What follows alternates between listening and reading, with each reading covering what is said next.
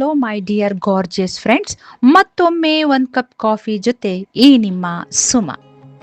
ಮಗಳು ಹೆಸರಿಗೆ ಮಾತ್ರ, ಕೊಟ್ಟ ಹೆಣ್ಣು ಕುಲಕ್ಕೆ ಹೊರಗೆ. ಎಷ್ಟು ಸುಂದರವಾದ ಗಾದೆ ಇದು.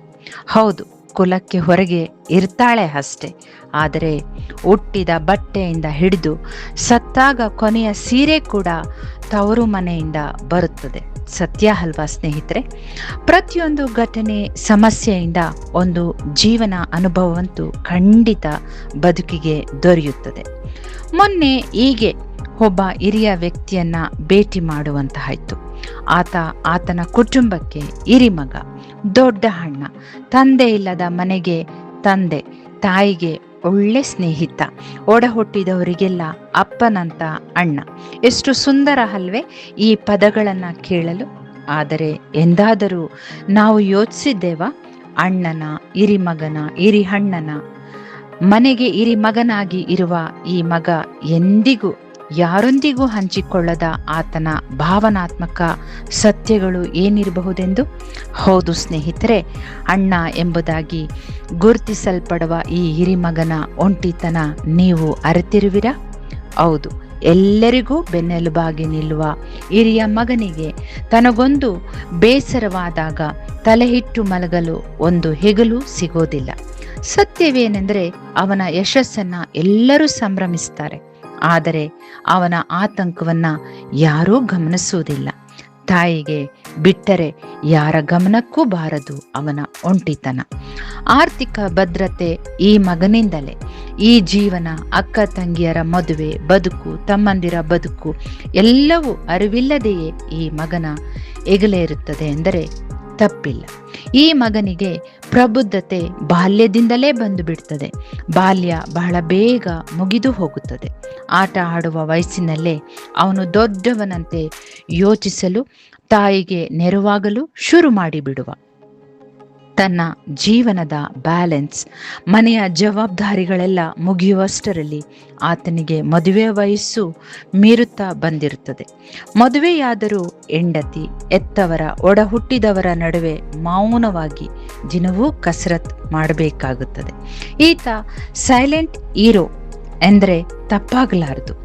ಹೊಸ ಬಟ್ಟೆ, ಹೈಯರ್ ಎಜುಕೇಶನ್, ತನ್ನಿಷ್ಟದ ವಿಷಯ ಎಲ್ಲ ಹಾಸ್ಯಗಳನ್ನ ಮೊದಲು ಬಲಿ ಕೊಡುವ.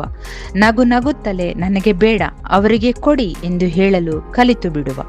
ಸ್ನೇಹಿತರೆ, ದಯವಿಟ್ಟು ಒಮ್ಮೆ ನಿಮ್ಮ ಹಿರಿಹಣ್ಣನನ್ನ ನೆನಪಿಸ್ಕೊಳ್ಳಿ. ಹೃದಯವಂತ ಹಿರಿಹಣ್ಣನನ್ನ ನೆನಪಿಸ್ಕೊಳ್ಳಿ. ತಂದೆ ತಾಯಂದರಿಗೆ ನೆನಪಿಸುವೆ, ಕನಸುಗಳನ್ನ ಪೂರೈಸುವ ಹೃದಯವಂತ ಮಗನಾಗಿಯೂ ನಿಂತು ಬಿಡುವನಲ್ವಾ? ಒಪ್ಪುವಿರಲ್ವಾ?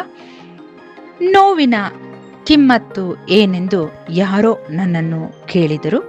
ನಾನೆಂದೆ, ನನಗೆ ಗೊತ್ತಿಲ್ಲ, ಯಾಕೆಂದರೆ ಎಲ್ಲರೂ ಅದನ್ನು ನನಗೆ ಪುಕ್ಕಟೆ ಕೊಡುತ್ತಾರೆ ಎನ್ನುವ ಹಿರಿಯ ಬಾಲಿವುಡ್ ಲೇಖಕ ಗುಲ್ಜಾರ್ ಅವರ ಮಾತಿನಂತೆ ಈ ಅಣ್ಣನಿಗೂ ಈ ಮಾತುಗಳು ಒಪ್ಪುತ್ತೆ ಅಲ್ವೇ? ಮನೆಯಲ್ಲಿ ಏನೇ ಕಷ್ಟ ಬರಲಿ, ಅಮ್ಮ ಧೃತಿಗೆಟ್ಟಾಗ, ಇಲ್ಲವೇ ಅಪ್ಪ ಅಮ್ಮ ನಿರ್ಬಲರಾದಾಗ ಹಿರಿಯ ಮಗ ಕುಗ್ಗುವಂತಿಲ್ಲ. ಎಲ್ಲರಿಗೂ ಎಲ್ಲದಕ್ಕೂ ನಾನಿದ್ದೇನೆ ಎನ್ನುವ ಭರವಸೆಯ ನಗು ಮೂಡಿಸಿ, ಎಷ್ಟೇ ಒಂಟಿತನ ಕಾಡುತ್ತಿದ್ದರೂ ರೂಮ್ ಲಾಕ್ ಮಾಡಿಕೊಂಡು ಕಣ್ಣೀರು ಒರೆಸಿಕೊಳ್ಳುವ ಕಲೆ ಅವನಿಗೆ ಕರಗತವಾಗಿರುತ್ತೆ. ತಾಯಿಗೆ ಮಾತ್ರ ಇದರ ಅರಿವಿರುತ್ತೆ ಎಂದರೆ ತಪ್ಪಿಲ್ಲ.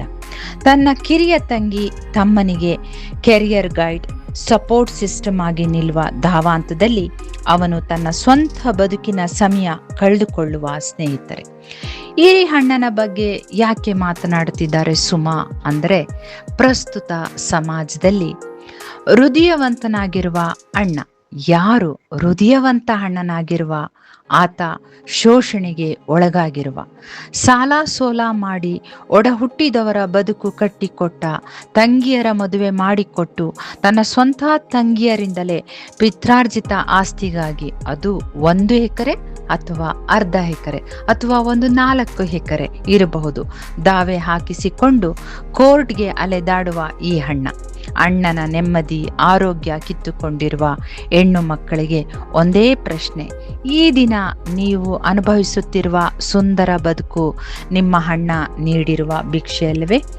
ಅವನ ರಕ್ತ ಬಸಿದು ನಿಮಗೆ ಸುಭದ್ರತೆ ಕೊಟ್ಟಿರುವಾಗ ನೀವು ತಂಗಿಯಾಗಿ ಬೇಡ, ಒಬ್ಬ ಮನುಷ್ಯಳಾಗಿ ಆದರೂ ತನ್ನ ಅಣ್ಣನಿಗೆ ನೆಮ್ಮದಿ ಕೊಡುವುದರ ಮೂಲಕ ಋಣ ತೀರಿಸಬಹುದೇನೋ? ಯೋಚಿಸಿಮ ಒಮ್ಮೆ. ಅತಿ ಆಸೆ ಬದುಕಿನ ನೆಮ್ಮದಿ ಕೆಡಿಸುತ್ತೆ. ಅಷ್ಟೇಕೆ ತವರು ಮನೆಯ ಅತ್ಯಮೂಲ್ಯ ಪ್ರೀತಿನ ಕಸಿದುಕೊಳ್ಳುತ್ತೇನೋ? ಒಮ್ಮೆ ಹಾಗೇ ಸುಮ್ಮನೆ ಯೋಚಿಸಿ. ಅಣ್ಣನನ್ನ ಗೌರವಿಸಿ, ಪ್ರೀತಿಸಿ. ಅಪ್ಪ ಅಮ್ಮ ಎರಡೂ ಆಗಿದ್ದ ಅಣ್ಣ ನಿಮ್ಮ ಪೂರ್ವ ಜನ್ಮದ ಪುಣ್ಯ ಎಂದು ಹೇಳುತ್ತಾ thank you. Take care. God bless.